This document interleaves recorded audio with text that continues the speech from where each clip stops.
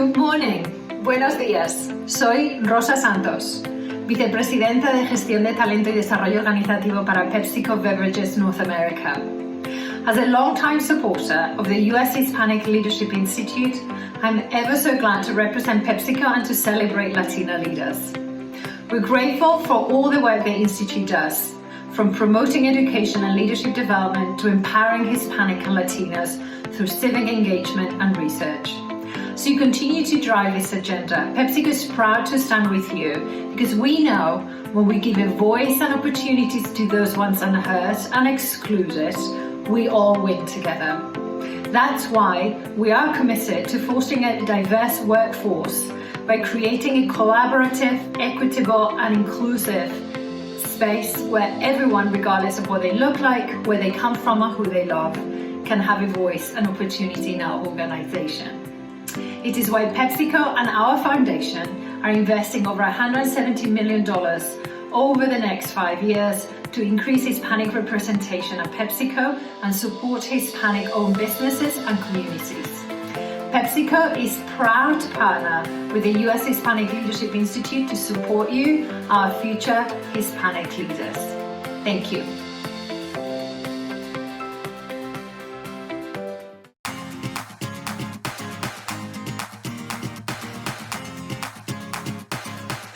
Hey everyone, it's time for our second forum of our 40th National Conference. I'm so excited to bring this topic to you all today. It's empowering women of color.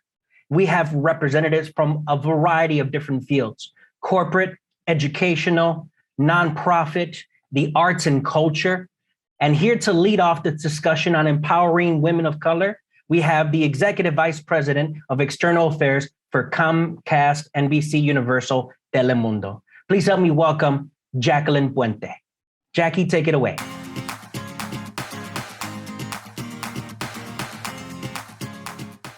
All right, everyone, let's get started. Welcome, everybody, to today's panel. We're here for the 40th conference of the U.S. Hispanic Leadership Institute, and this is one of my favorite events of the year. Not just because it's a great opportunity to connect with young leaders who are passionate about their communities and their families and moving themselves forward, but also because it's a great time for us to come together and hear from some tremendous experts that are also very focused on leadership development and giving back to our communities. My name is Jackie Puente. I'm a vice president at Comcast Corporation, Comcast NBC Universal. And it is wonderful to see everybody here today on our panel to talk a little bit more about women, in particular the challenges that women are facing today as we're still in the COVID-19 pandemic, and how we can rally together to work to come together and overcome some of these challenges. We'll start this panel off and get to some great conversation. So I'm going to turn it over to one of our first panelists to introduce herself and give us a little bit of background on what motivates her and brings her here today. I'm going to pass it over to Dr. Dilara Saeed. Hello, and thank you so very much, Jackie and the team. This is excellent to come back and revisit you this year. 2020 was quite a year. 2021, we were thinking we were going to get out of it and see a change. And in 2022, we're often left with sometimes the results of challenging times, which is resilience. Like, that's what we've got to pull out. So really what brings me here is not so much the challenges, to share those, but to also share the resilience I am seeing all across our cities, our nation, and the world. We don't have a choice, but we're also seeing it. And so I am a kid from the Midwest, a Chicago kid, and I became an educator because I felt that this was the way out for my own family, into middle class, into socioeconomic supports. And what I felt is that we could do this with other children, if we could do this as a teacher for families, education is the way out. After many years as a teacher, I went on to be an administrator. I worked with adults who were trying to figure out their careers in coaching and mentorship, etc. But all along the way, a couple of things are clear. One, we have to have voice, and we have to have the opportunities to use our voice to build a life. And number two, we have to be able to have resilience and see models of resilience around us so that we can together as a society come out of this. So I'm currently working as president of the Illinois Muslim Civic Coalition. I also work in partnership with all races and faiths and backgrounds to do this work. Thank you. Wonderful. I'm going to turn it over to Dr. Ramona Houston to introduce herself, and welcome back to the conference. Hi, good afternoon. I am Ramona Houston, and it is always a pleasure to participate in the United States Hispanic Leadership Institute conference every year. Thank you so much to USHLI for inviting me to participate and always welcoming me with open arms. I am a Texan, a native Texan, and I live in Atlanta, Georgia. I'm a scholar, social impact strategist, speaker, and host of the Empowerment Zone podcast. My scholarly area of expertise is African American and Mexican American history. I'm an American historian, and that is what my podcast, The Empowerment Zone, is all about. Bringing Black and Brown people together to address social change and social issues of the day. To the students who are attending this conference, this is a great place for you. Conferences are such a, especially USHLI, is a great place for you to network and meet other fellow colleagues and leaders across the country who attend various different institutions. It's a great place for you to learn so much about Latino American history, as well as learn so much from the experts in all the fields. You have Latinos who are here who are politicians, who are in corporate America, they're entrepreneurs, they're educators, and it's a great place for you to learn from all of these experts. So I encourage you to participate in the panels as well as all of the workshops and learn as much as you can so that you can reach your fullest potential as a student and as you go on and pursue your professional careers. Again, thank you. It is a pleasure to be here again this year. Wonderful. Thank you so much for joining us. And also, I'll pass it over to Madeline Milke with Apex to introduce herself. Thanks so much, Jackie. Thank you so much to USHLI for inviting me to participate with you today. I'm Madeline Milke. I'm the president and CEO of APEX, the Asian Pacific American Institute for Congressional Studies. This is such an honor for me to work with other communities of color and participating in a way that really shows how we are growing in political influence. These years that we've experienced COVID-19 has been very harmful for all of us and for the Asian American Pacific Islander community specifically, with so much anti-Asian hate that has occurred with prior rhetoric that has detrimentally hurt my community. And so I always like to see opportunities for all of our communities to work together. And I do this in a way that, with my counterparts at the Congressional Hispanic Caucus Institute and the Congressional Black Caucus Foundation, to be able to build more communities of color political empowerment, to diversify Congress and our staff and our elected leaders. And we do that through our paid congressional internship and paid congressional fellowship programs, as well as our leadership programs that we have throughout the country to encourage more of my community to run for office and to consider public service as a way to be a part of the society that we have here in the United States. So thank you so much for this opportunity to talk with you and for me to learn from all of my fellow panelists. Absolutely. And thank you. I think, with this group of women, and we'll introduce Peggy as well, but one of the wonderful things about this panel is really to have this, communities of color, multicultural women who are really out in their field doing good civic engagement work. And, whether you're in academia or whether you're in a nonprofit environment, coming together to find solutions. And to that end, there's a lot to be added from corporate America and from people who are in America's businesses, right? So I'll introduce Peggy Carrera as well to talk a little bit about herself, and then we'll get into a great conversation. Thank you so much, Jackie. I am quite honored to be on this panel today. And I, as you mentioned, I am from the business sector. I am very proud to represent FedEx, and I am a advocate and passionate about leadership, very passionate about women leadership and empowering women to reach their potential. At FedEx Ground, I serve as the director champion for our Hispanic Action Network. And the Hispanic Action Network is an employee resource group that brings team members together, not only to learn about tradition and culture, but also for development and for network connection, right? And it is through these type of relationship that we build with the communities that we live and work in, where we are not only empowering our team members for development from a business standpoint, but also to serve in the communities and to work alongside these phenomenal ladies and phenomenal nonprofit organizations that is doing so much for our country. I am the proud daughter of immigrants. I grew up in Colombia, South America, and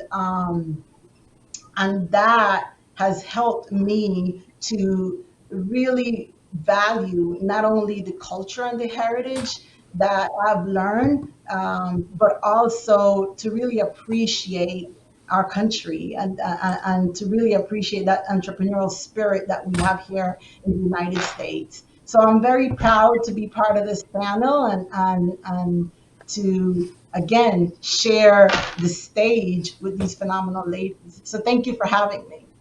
Thank you for joining us. So let's get into it, because I think, even in our introduction statement, so many of us have touched on the work that we're doing right now, right? Whether we are directly engaging with students or interns and helping them find their pathway in the system, whether we are building coalitions and working with different communities, communities next door or on our block or in our state or city, right? Or whether we're in a business and trying to uplift employees and help them find their paths and their careers forward, right? There's a tremendous amount of work to do to advance women in our economy and in our culture. And I think, we've touched on it also, that we're in a transition period right now, right? For many of us, COVID-19 and the pandemic is ongoing, right? Based on where you live in the country, there may be different rules about how you can, gather, go to work or go to school. But all of us, I think, are collectively feeling that we are in a transition period from our economy to every aspect about how we will overcome so many of the challenges that we've experienced and losses that we've experienced during the past 2 years. So let's just get into this. We all have heard the statistics over and over again that women and women of color have been disproportionately impacted by this. Maybe I'll open this up for folks to share a little bit about what are you doing in your organization, right, to help women, in particular women, come back and advance themselves and really get back into the mode of learning and advancement and empowerment. Maybe we'll start with Ramona on this one for empowerment's sake, right? And then we can get into some of the other pieces of it. Yes, well, I can speak specifically about my work with the Empowerment Zone podcast. There, we are really focused on centering and elevating African American and Latina voices. And so here we have the opportunity to really show how women are experts and present in every field. A lot of times, particularly the media, makes it seem as if they cannot find people who are educated, who are out there doing great work in the community, who have the capacity, the will, and the courage to go out there and do great work. And so on the Empowerment Zone, we do focus on presenting women who are doing great work. That's one way, but also as an educator and writer, just trying to I work to highlight the work that women are doing out there. So it's more about education and showing or exhibiting the work of women. That's incredible, and that is a wonderful podcast. We will be sure to send out to all of our viewers here and to the conference attendees to let them know that's out there as a resource. Madeline, do you want to talk a little bit about what you're doing in Washington, D.C. with your internship program, and maybe how that's changed in the last 2 years? Absolutely. And with our internship program, it's an opportunity for young people to experience Washington, D.C. and what it means to be a public servant and work in public policy. And most of our cohorts, half of them are 50% women or more. And one of the things that we strive towards is making sure that API women, AA and HPI women actually have the ability to participate in our programs. So the internship program, we have now furnished housing for our participants. We provide them with a transportation grant so that when they're here, any socioeconomic reasons that might be a barrier are overcome. Because one of the issues that we face as a community is that people have this model minority myth about us. And that is not the case. We have many underrepresented communities within the Asian American constituency. And when you look also to the fact that we now have a program that is the Women's Collective, which is basically to encourage more AA and HPI women to consider public service, specifically so that we can engage more of my women in my community to participate in a career that we think is very honorable and one that helps to create solutions for future generations. So this is definitely a path for AA and HPI women to meet others who are interested in serving and being good public servants. And that public policy obviously helps create the pool of elected officials, right, that we need, that understand, where communities are coming from, what the real needs are. Delara, I'll turn it to you, right? How are you seeing this in your coalition building in the state of Illinois? And I want to thank Ramona and Madeline for their work, because these are all steps. None of this sits on its own, right? Motivating and educating, providing access and connecting. And then the work that we're doing comes between those two as well. The data talks about, and you said earlier, all the challenges women are facing that are exacerbated because of the situation we're in right now. But data also points to, if on a board you engage a woman and you appoint a woman on the board, chances are that board will very quickly be more diverse in terms of gender, in terms of races, in terms, et cetera. If on your leadership team you appoint a woman or you hire a woman, the data shows that, again, quickly those women will hire other women and will hire also great people of all different backgrounds. And so that's part of the work we're trying to do as well, preparing people to take those positions, connecting people to those positions. So we often will work with young activists and show them the pipeline from being an activist to being an elected office, being in leadership positions at nonprofits and civic and social organizations, and making sure that we're pulling them up for these opportunities. We're also great at connecting, and I will just say this as personally, as a woman of color who runs and is president of a civic organization, the connection with other women of color and other women who are running organizations around the state and the nation naturally. And then we can all use our positions to ensure that others are coming up. We're always looking for great talent, and we're always making sure that great talent is connected to the places that it wants to be. And that's a perfect segue when we're talking about talent. Peggy, I'll turn it to you, right? When you're in an organization, like FedEx or like Comcast, right, where we have dedicated so many resources to developing the next kind of generation of talent or creating a pipeline for leadership. I'm sure you're seeing things in your business, right, where you have women who are, putting in the double, triple duty right now, right, as we're coming out of, lockdown mode and people working and, helping keep their families moving forward, right? There's a lot of happening there in business, and also as businesses give back. Do you want to talk a little bit about what is happening at FedEx and how you're working on that?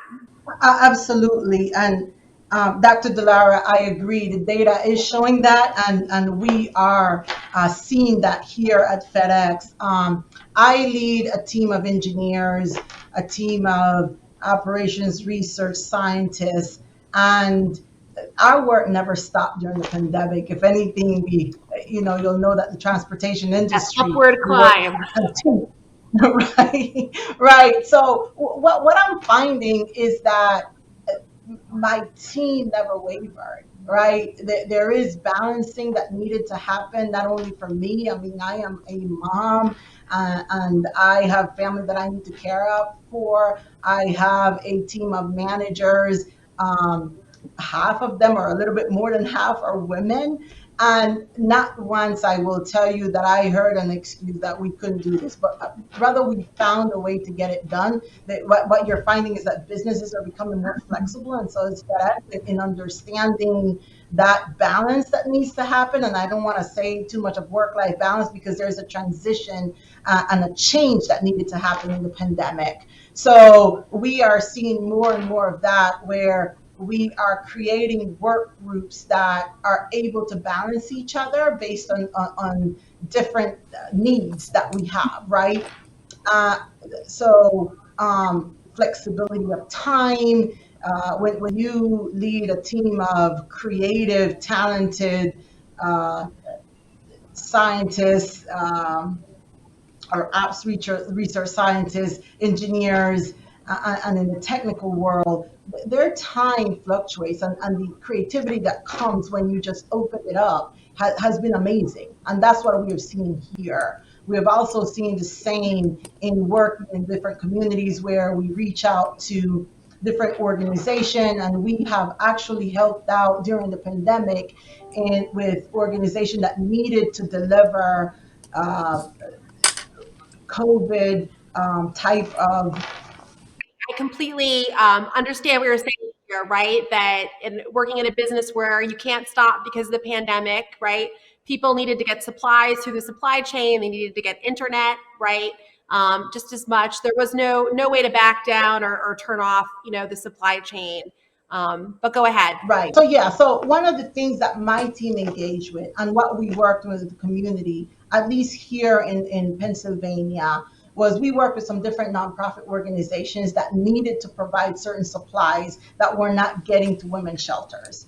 And the team helped out with those logistics, things that to us come naturally, to these organizations did not, right? And they had to change the way they did business. So we have been doing a lot of that work. We've been also working with different universities in getting students engaged in a lot of our different internship programs. So we've been expanding our sourcing and our talent, just how we source for talent in our industry and in this business.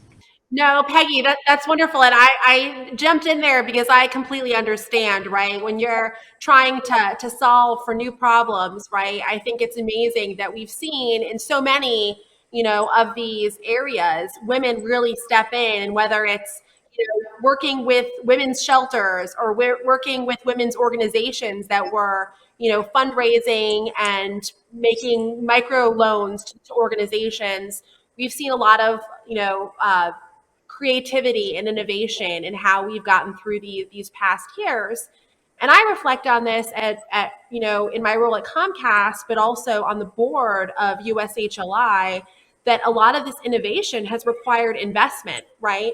Where many of these operations were women doing things just as another, ball to toss into the air of everything that we've been juggling.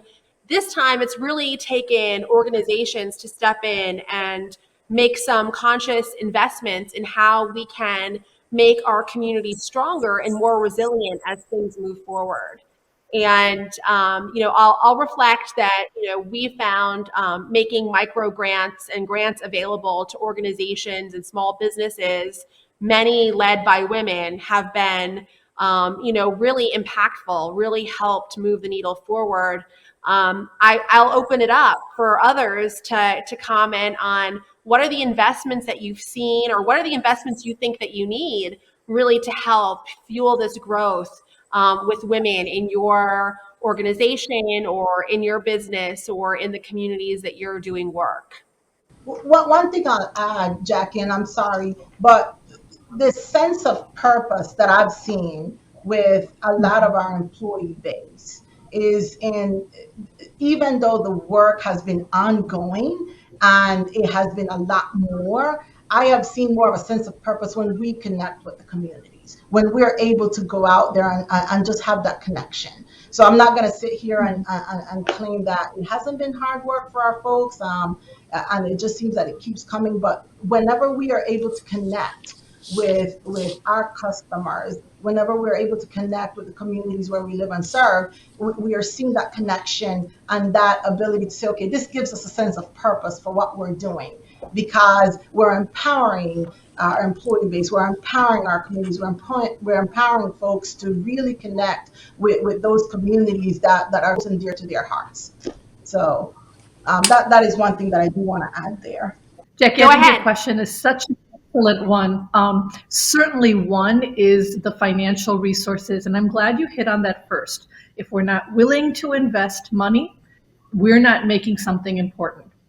And then addition to money is some of that growth and coaching. And I think this space is really, really critical. Some of the most creative solutions we're finding has come from women who were working as teachers. During the pandemic, they have found like unique, innovative ways to do what they're doing, or to do it differently, or to do it better. We're making sure that they get voice. We're making sure that they get the confidence they need to pursue it. We're making sure that they're being heard by the leadership. Organizations that are working on Afghan refugees and other displaced individuals from Haiti, Rohingya, etc. Many of the leaders that are surfacing from these communities are women. Now, to be sure, it is men and women, but certainly I've been impressed by the leadership and the creativity and the innovation women have come up with. Now, in this case, it may be helping them become an organization, helping them become certified, registered, helping them understand how you build systems, how you have bylaws, a board, grant funding, do your work, build systems. All of this is not something necessarily people just come to. They come to us often with ideas. What we need to make sure is nurture those ideas so that it's a system, a sustainable system that they are creating. And for those who are middle managers who are thinking of creative ideas, like I said, again, we need to make sure that they have the connection to the upper level leadership that needs to hear these ideas, take them seriously, and make them happen.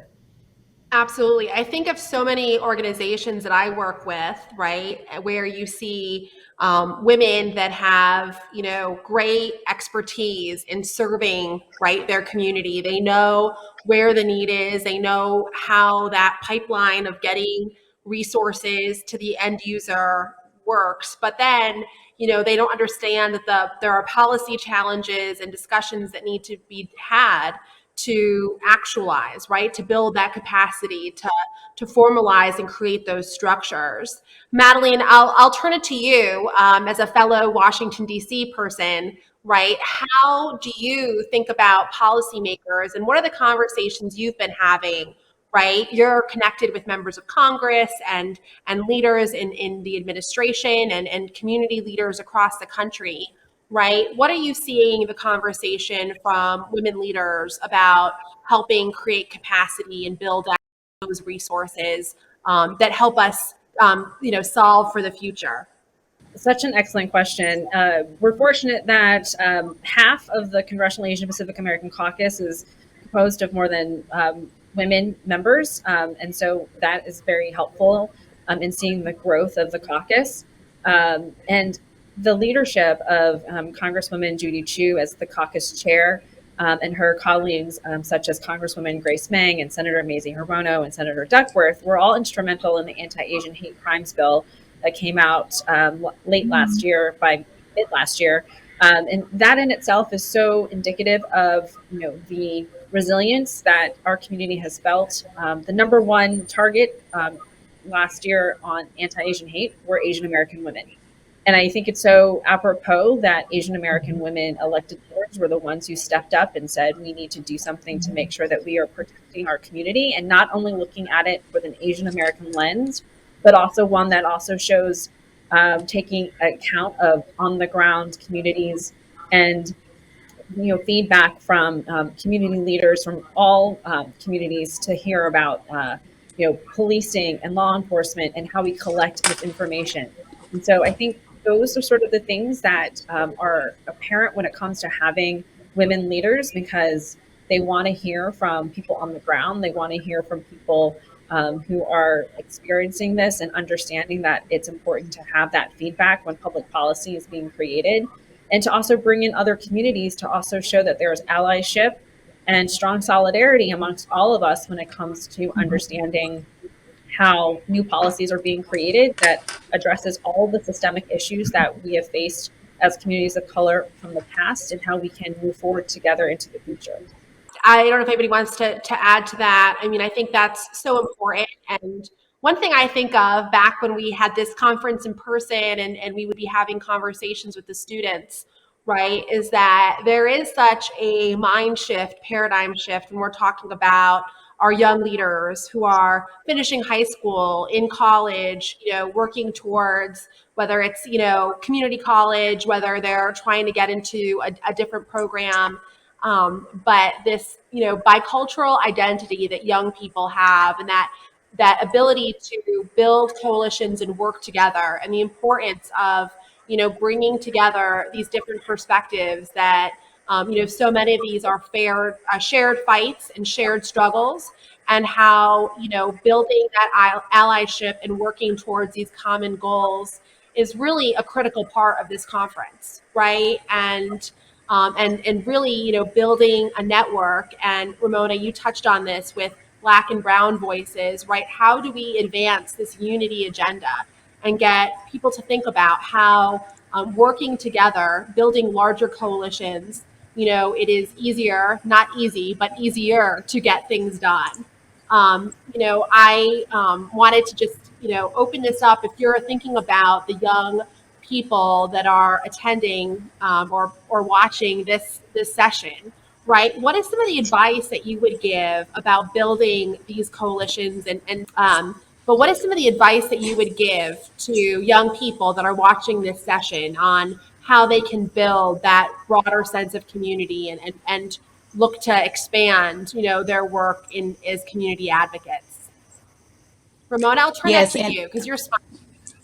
yes, I'm really excited about this question. That's what the United States Hispanic Leadership Institute is all about, is leadership development and developing power within the Latino community. And the way they have approached building power is not only by developing the Latinx, the Latino, Latina community, but also really reaching out to other communities, as you can well see in this panel. And so when we look at efforts in terms of building coalitions and creating systemic change and seeing how our experiences as marginalized communities are so interrelated, it's all about power. Building power individually and building power collectively. And so when we look at building power individually, I really see it in several aspects. We have to build our knowledge, right? We have to know and understand the issues that we are addressing historically, and we need to study in order to understand the strategies that work and do not work. We need to move forward developing our individual talents, right? God has given all of us a talent or many talents. We need to hone in on those talents and then really run in our lane. Like, if you are not a business person and you are really a person who's concerned about working in the nonprofit community, run that lane. Don't try to work in business if you're actually more in community engagement. So that's the second thing, is really building your gift, building your talent.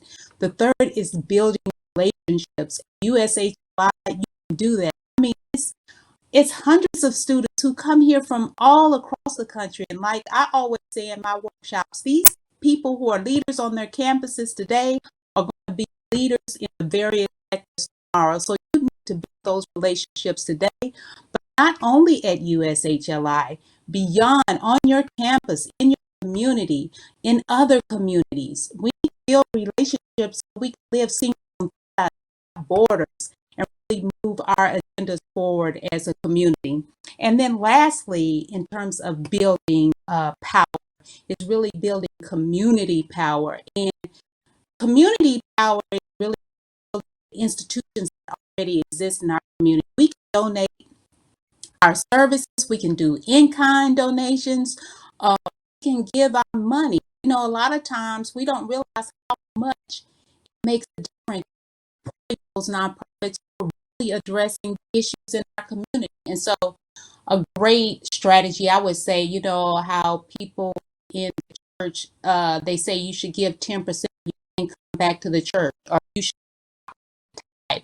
Well, why not use those tithes to give to the institutions, organizations who are really about the empowerment of our communities? So it's all about individual power, but building power is also about collective power. I'm a historian. There's always a debate. African Americans should focus on economics. Latinos should focus on politics. Or we should focus on education. All these debates, but actually all of it. When you look at power collectively, it's about doing what we need to do in education, building our power politically, and our power financially and economically, building our social aspects of power. So that's the advice I would give in terms of building coalitions. Build your power individually and build your power collectively. I think that's so well said. And I think, you know, we talk often about, you know, even in this panel, right, people being in different lanes and different areas. But I will say that I've had a non-traditional, non-linear route to my role here at Comcast, right? I worked with members of Congress and I worked in the nonprofit sector. And I think all of those experiences, right, over time have really helped me realize where all of these pieces come together in coalition building. Dr. Saeed, I'll turn it to you. If you have any words of wisdom for the young women, young men, young people that are participating and watching this panel. I think I would like to speak with each of you and ask you to look at who you are. You are here at this moment exactly where you are supposed to be. In the list of all of the different careers you're thinking of, I was looking at the website of USHLI. The top professions you're thinking about are education, psychology, biological sciences and healthcare, nursing, engineering. And I want you to be ready. Number one, these are stressful positions. Right now, more stressful than ever. Make sure that your mental health, that you are taking care of your wellness and your emotional space. Be in a good place, get into a good place, stay in that place no matter what. Number two, your physical health. This work is hard. Our career spans 20 to 30 years. It's a marathon. It's not a sprint, and we have to be ready for both the physical and the emotional work for it. And then lastly, look around you, like hundreds of you, thousands of you across the years of USHLI members. Connect with each other, mentor each other. You know, once we get into the real world, we're not necessarily experts or novices. Right now, information is changing so fast, we're peers. So we can be peers to each other and do this work. One of the other organizations that I'm working on is an app for virtual peers. 40% of us will be working remotely when we get into our positions. That's the way it's going to be now for a long time.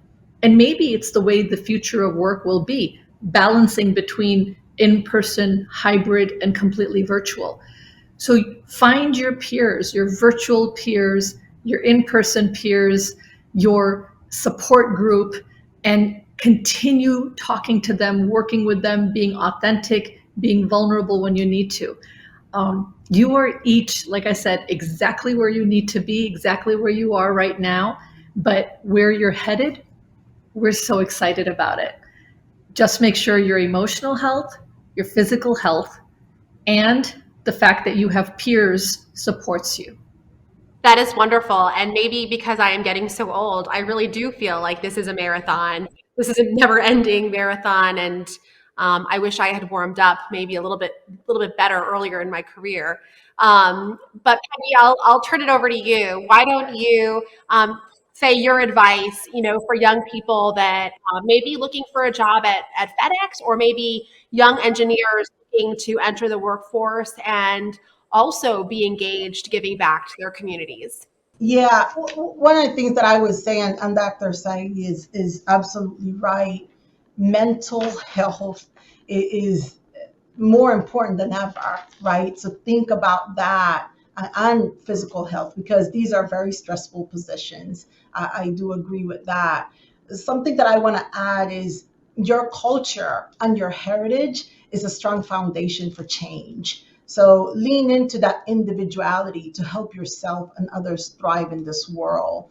I am able to do what I do every day. I have a strong support system, and I am who I am. I reach out to family members. I reach out to a strong support system of family, friends, colleagues.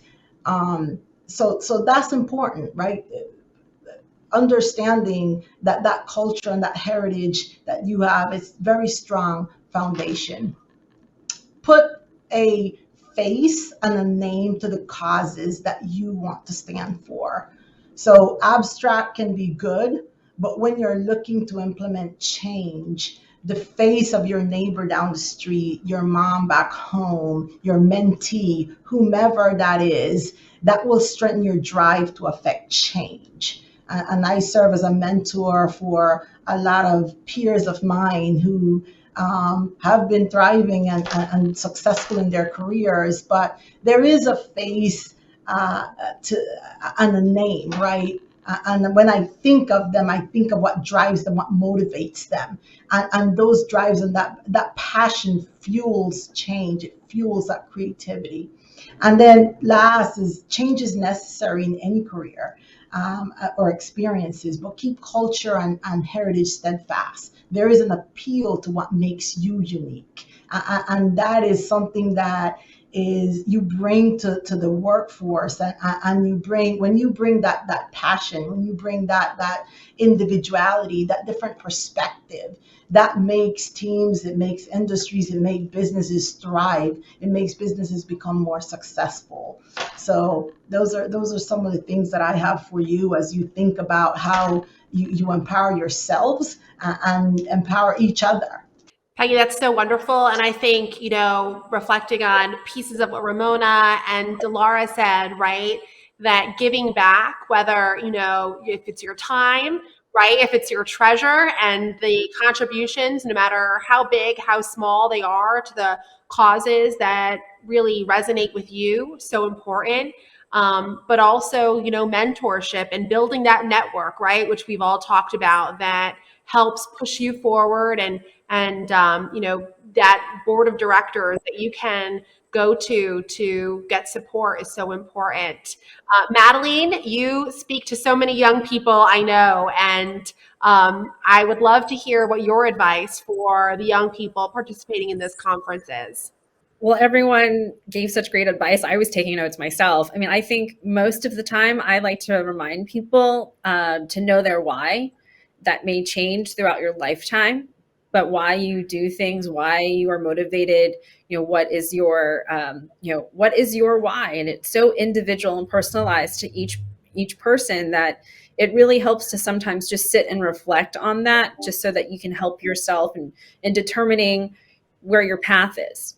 Because you spend so much of your time in a workplace or in a work mentality that being able to understand what motivates you and why it motivates you really helps to keep that drive and momentum. And then I also truly believe, from one of the founders of APACS, his thought process was that the United States is not a homogenous country. It is one that is a cloth for him. For him, he sees this as a piece of woven fabric, with each of our identities really building what is the United States. And so being your authentic self as you bring your identity and culture and heritage is what really makes this country. And so I believe that young people have this opportunity to really be authentic and to bring their stories and to be able to share that in a way that really complements the workplace and really brings more information to what this country is evolving into.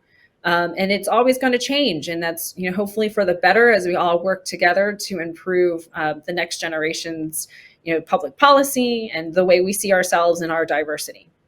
So true. And this has been just an amazing panel. I mean, I've written so many great takeaways here, right? That no matter where you are, there's an opportunity to give back, right? That be a team member, right? And prepare yourself mentally, physically, right? For the road ahead, and stay true to your perspective and your identity, right? That should be the guiding force, right? To bring your authentic self and be able to really lean into that and let that sort of help guide you towards the causes and community that mean the most to you. This has been an amazing panel, wise women. I am so thankful to Dr. Andrade, Tammy, Adrian, the entire USHLI team that have put so much into bringing us together to make this possible for the students that are participating. And so students of all ages, right? We're always forever students, but this has been really wonderful. And I thank you all so much for taking the time out of your busy lives, busy schedules, busy work to share a few minutes with the USHLI. So thank you all very much. And I look forward to connecting with you very soon, as well as many of the students that are participating. And we will be sure to share this panel's resources, whether it's links to podcasts or organizational websites, so that the participants can get all of the information and details to advance themselves well after this conference is over. So thank you all very much, and I hope to talk to you soon.